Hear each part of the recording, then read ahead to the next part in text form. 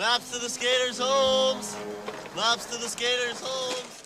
Welcome to the Star Maps show where we're going to cover these rails over here.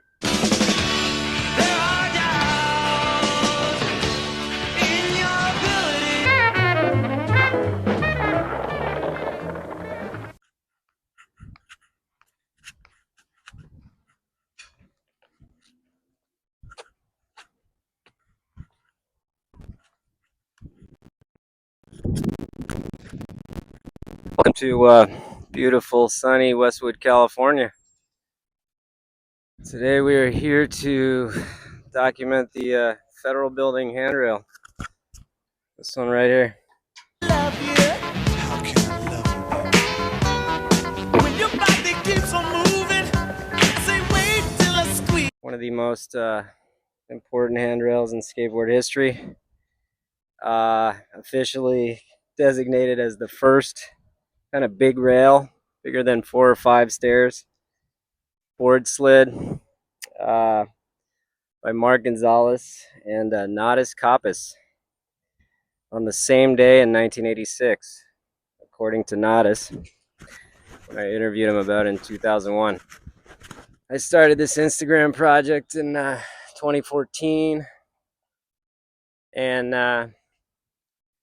I think it'd be cool to basically do video versions of a lot of these spots just to document them. Since I started 11 years ago, a lot of the spots have already been kind of demolished or remodeled, beyond recognition.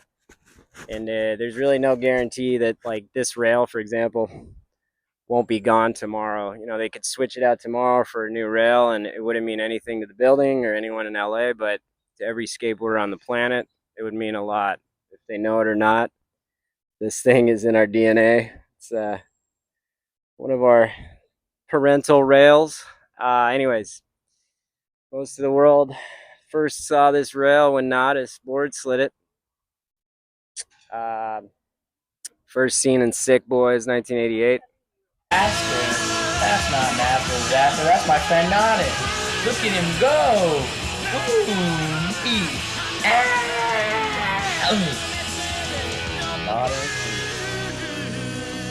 And if you missed that, you could have caught it in Streets of Fire, of course.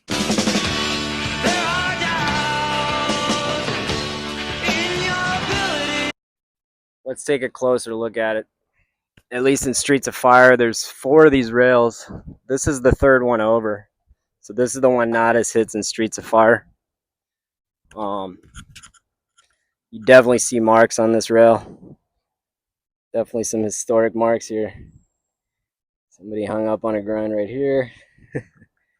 And people got on pretty high, apparently.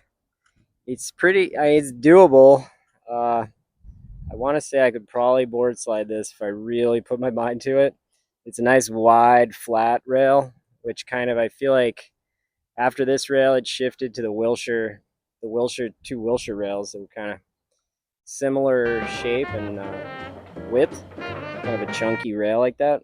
Real easy to get on grinds, and obviously board slides pretty safe. You're like flat on there. But yeah, this is the one. This thing should be in the Smithsonian for sure. So the building itself, the federal building itself, is kind of a pretty incredible building. As far as, if you've driven around through Westwood or West LA, you've probably seen it on Wilshire. It's a massive 17-story building. Was built on 28 acres of land, former golf course, designed by Charles Luckman and Associates and completed in 1969. And in the words of LA Conservancy, the building is corporate late modernism at its finest. A pure white facade is interrupted only by white precast concrete fins that shade the offices and emphasize the building's verticality. The building has massive windowless concrete slabs on the west and east sides that were once used to project public service announcements like buy bonds or lock your car to prevent theft. Other Cold War era features include 10 external high-speed elevators and the ability to shelter up to 13,000 people in the basement and upper floors. The main structure and surrounding space on Wilshire have historically been the site of protests, rallies, and civil disobedience. There's a shot of Henry Rollins here in 1984 for a legalization of marijuana protest. You can see how much it's changed in the background.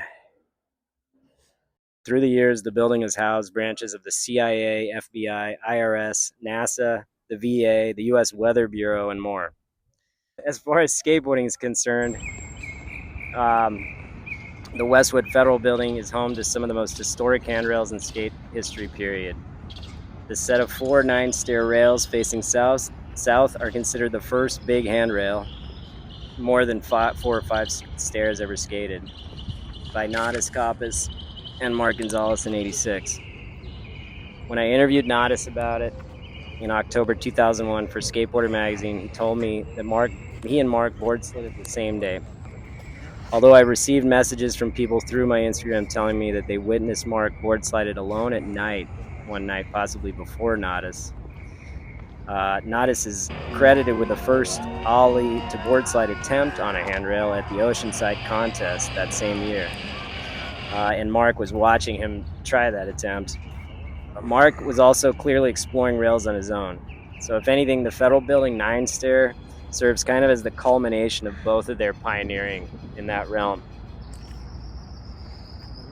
Nadas' coverage was seen here first. He had a sequence in a Thunder ad of a board slide to Fakie in 1988, and footage of it ran in Sick Boys that came out in '88 too, by MacDog.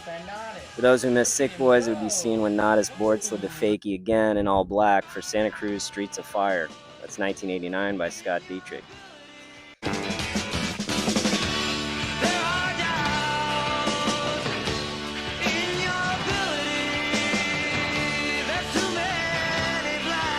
In 1991, Mark would close out his Video Days part by Spike Jones and Blind with a front board down it. It kind of falls on this thing over there. And it went on to become kind of an established proving ground through the 90s.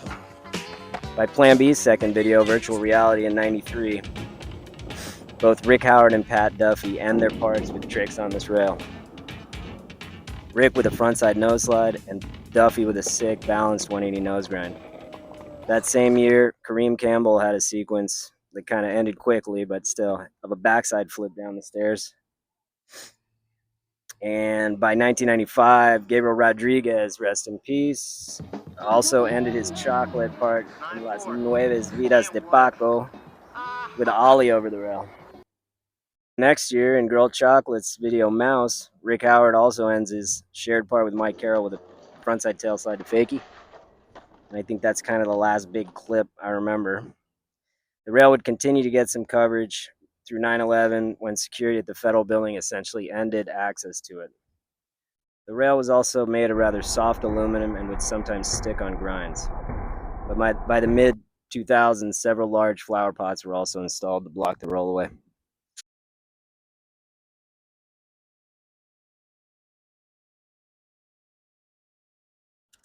All right, here we are at the front of the building on the Wilshire side. And this is the location of Video Days, Jason Lee's famous No War for Heavy Metal.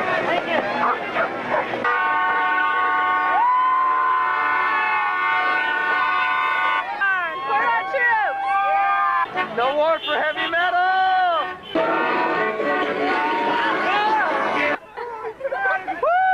Honk your horn! Yeah, this was the location of that.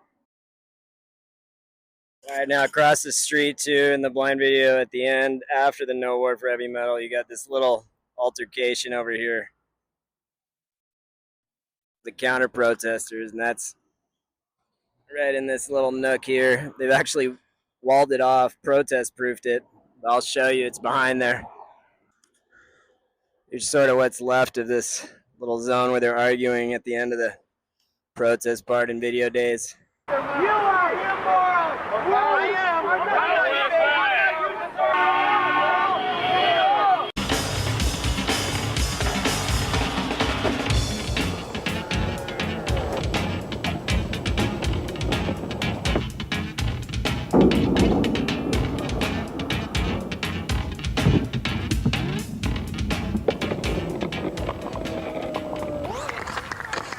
wheels you got on there. You did good, homeboy. Hey, Thanks, bro. hey, even though I could have did better, man. Oh, I believe that was tough, man. I like that. What kind of wheels you got? The little ones. What do you got to say about that? I got to say. Only thing I got to say is, look here. The guy is a natural. He's a natural. And you know something? When you want to make $1 million, hey, you come and look for me.